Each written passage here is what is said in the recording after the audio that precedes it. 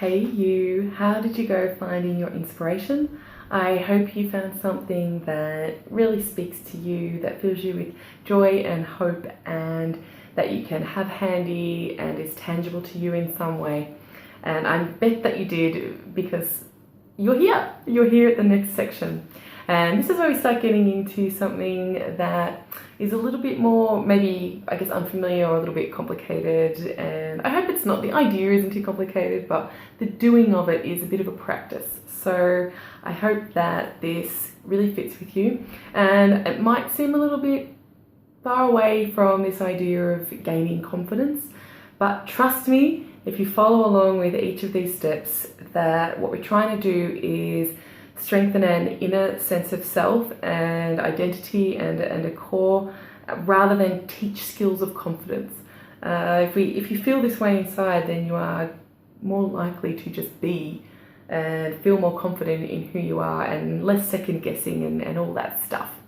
And one of the things that creates that for us, that second guessing place, the bit where we're sort of wrenched away from our intuition, or the part of ourselves that feels pretty solid and pretty knowing in things, is problem stories. And we tend to take them on as our identity.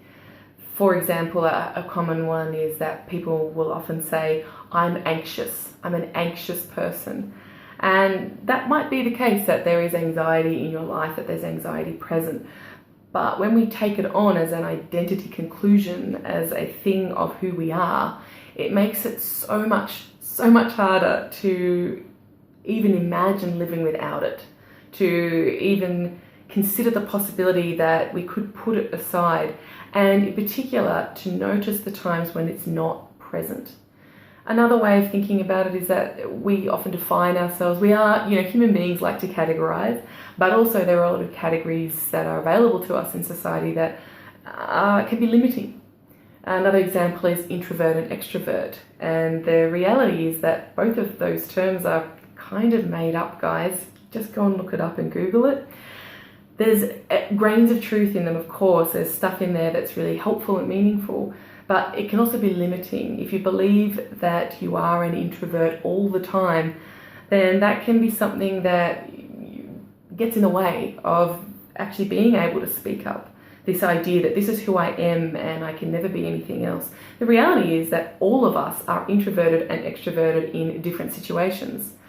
A good example is a stage performer who in real life might be struggling to talk with people in real life. It's all real life, girls and boys, and everybody else in between. In life, or in one-on-one, face-to-face personal interactions, that performer might really find that really difficult. Might be feeling that the body gets hot and tense, and the voice stops working. But on stage, that person might come alive, might have no trouble at all projecting a voice or playing an instrument. Being on stage, whereas other people might find that difficult. So there's all these different ways of being that we can honour, we can give a little bit more attention to. A key phrase of narrative therapy, and I think is one of the most meaningful things and very useful for most people, is a practice that's called externalising.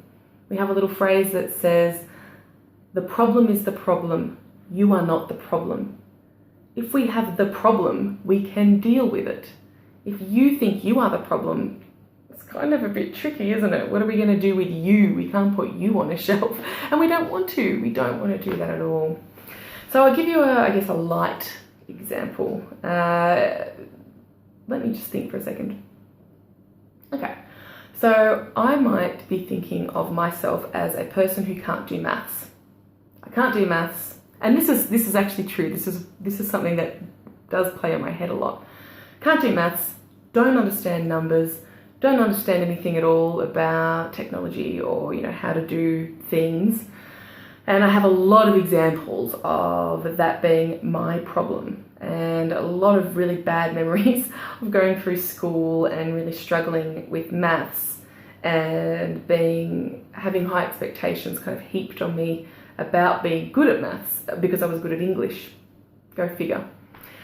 So it does provoke a bodily feeling that I don't like, very uncomfortable, yucky feeling in my body when I start to even consider having to work with numbers. I immediately go to the calculator as soon as I can, all of those kind of things. However, if I sit with it for a moment and really think about it and think, I have a narrative about being bad at maths. What if I was to sort of just change it a little bit to, rather than I am bad at maths, I could say that the maths or the mathematics or the numbers are something that I struggle with.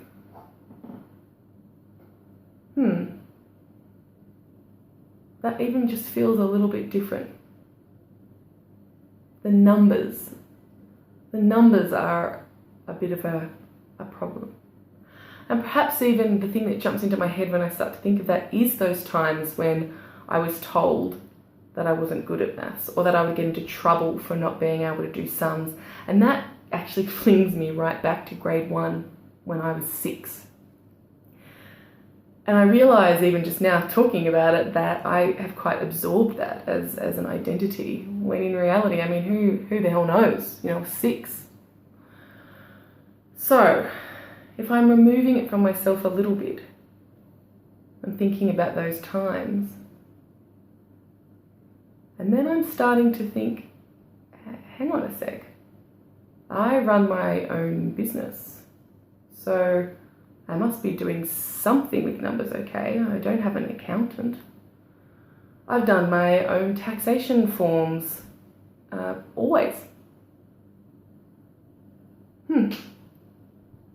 So before you used to do them on the internet and everything was automatic, I used to do it on paper. Oh. So the numbers are tricky sometimes, but then there are other times when the numbers aren't quite so tricky. And by exploring that, and there is a worksheet attached to this which has a lot of questions that you really can get stuck into as you are practicing this idea of externalising. So there's a lot more to this than what I just showed you. But it's just that thing of noticing how that it feels different. It even feels different to me right now doing this. This is what's lovely about getting to do this kind of thing with you. Even though we're in different times and places and you're going to be seeing this at a totally different time from when I'm creating it. But I do know that already for me, the numbers is something that is going to come up for me next time I think I'm bad at maths. I'm crap bad at maths and I get overwhelmed and panicky and stressed out.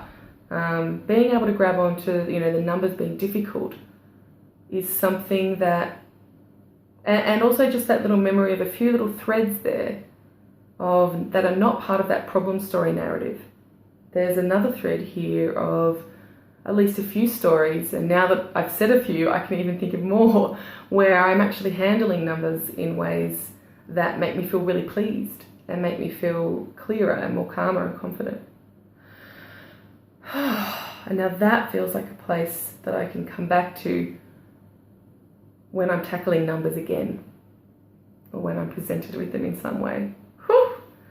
Feels just a little bit better.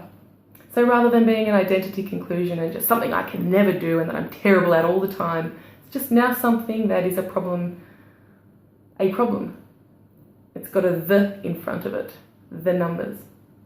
So why don't we give it a go? Might be a little bit clearer when you look through the attached worksheet, and the attached worksheet is interesting to spend some time with because the first part of it is actually about sitting with it as an identity conclusion. I am bad at this, I am terrible at this, and noticing what that feels like.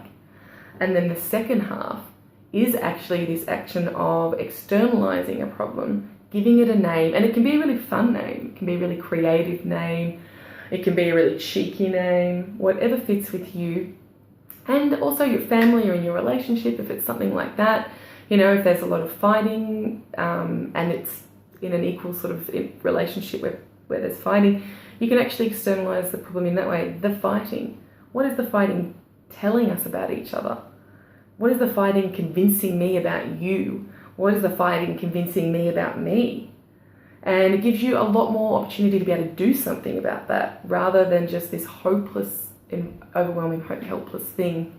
And if we're coming closer towards confidence, that's a really important thing to be able to do, that you can separate yourself from the problems that are getting in the way of your life and give them names and move away from them with sort of choice. Hope that makes sense. Good luck with that. I will see you next week.